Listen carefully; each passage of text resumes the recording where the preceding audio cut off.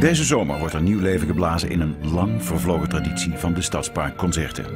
Kunstactief Maastricht, VIA 2018 en VVV Maastricht slaan de handen in elkaar om deze concerten mogelijk te maken. In 1883 gaf het Maastrichts Stedelijk Orkest, de voorloper van het Limburgs Symfonieorkest, zijn eerste concert in het Stadspark.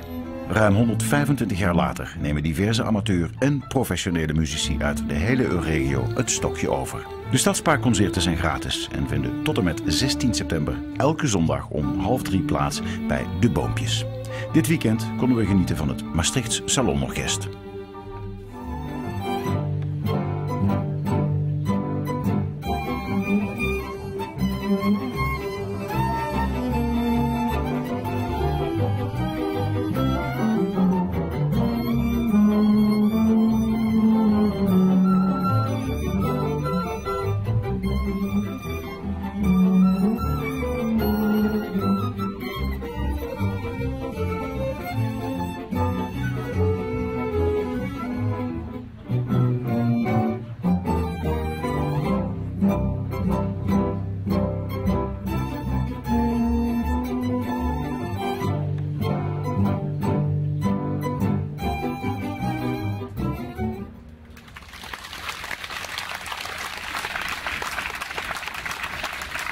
Sammy Pierik van Toet Maastricht.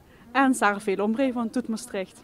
Nou, welkom hier in het Stadspark. Zoals jullie zien is het gezellig druk vandaag. Het Maastricht Salonorkest heeft een fantastisch programma voor ons gepresenteerd vandaag. Ze zijn nog steeds bezig. We genieten van het zonnetje. Het is prachtig weer. Mensen komen ook zelf met hun picknickdekentjes. Een waar succes zou ik zeggen. En volgende week nogmaals lekker zon. Daar hopen we op. Dat weten we gewoon. Volgende week ook in het Stadspark. Toet Maastricht in het Stadspark. Vanaf 2:30, iedere zondag tot en met 16 september. Kom genieten bij De Boompjes in het Stadspark. Met de Stadsparkconcerten Toet Maastricht in het Stadspark willen we de nostalgie terugbrengen van de concerten die ooit al eens eerder hier zijn geweest. Voor de eerste keer heel lang geleden.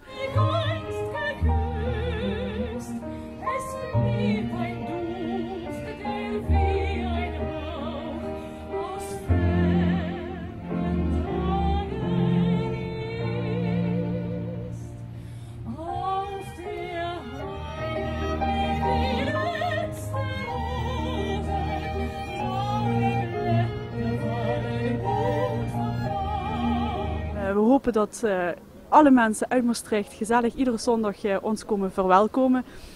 Het programma is heel gevarieerd. We hebben swingbands, we hebben salonorkesten, we hebben fanfares en harmonieën. En we sluiten af op 16 september met de sopraan uit Luik, Melodie Moreau.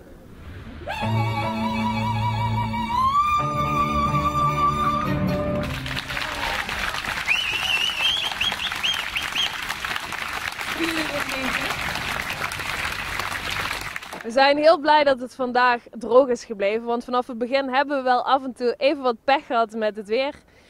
Maar we weten zeker, de komende concerten gaat het helemaal goed komen. Lekker de zon, iedereen moet meedoen, even zonnedansjes, dan komt het helemaal goed.